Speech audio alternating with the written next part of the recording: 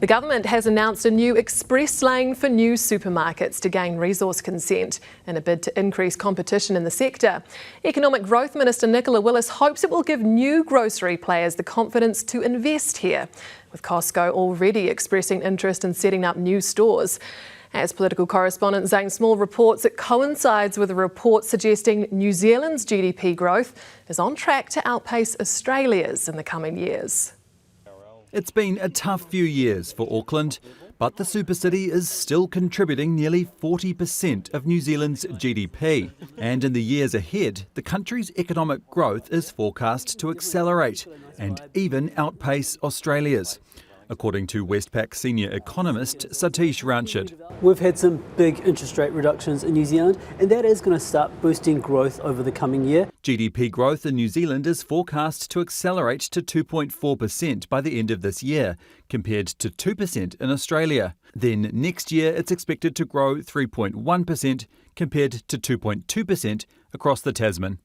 The improvements we're seeing in commodity prices are a big boost to New Zealand's activity, especially in our rural regions. We're seeing good demand for commodity exports, especially dairy. The downside to that high demand for dairy is that it pushes up the price of products at the supermarket. But the government also blames the lack of supermarket competition, with the sector dominated by Woolworths and Foodstuffs. So earlier this year, it asked for feedback on what would help new entrants into the sector. The key message from the submissions was this: when potential supermarket competitors look at New Zealand right now, they see far too many regulatory stop signs. After taking on that feedback, the government today announced an express lane for new supermarkets, which includes fast-track approval for resource consent, a streamlined process for building consent, and pre-approval for multiple grocery developments of similar plans. The announcement around resource consents and fast-tracking, that was actually a recommendation in the 2022 Grocery Economist Commission report.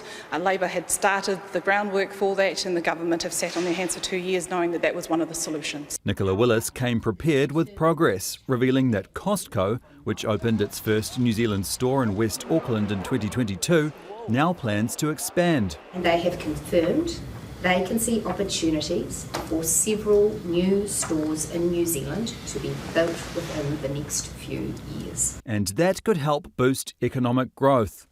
We are hoping to see some improving conditions in New Zealand over the next couple of years, but there will still be some challenges. And while economic growth is forecast to be stronger in New Zealand compared to in Australia, the job market here is expected to remain softer for some time.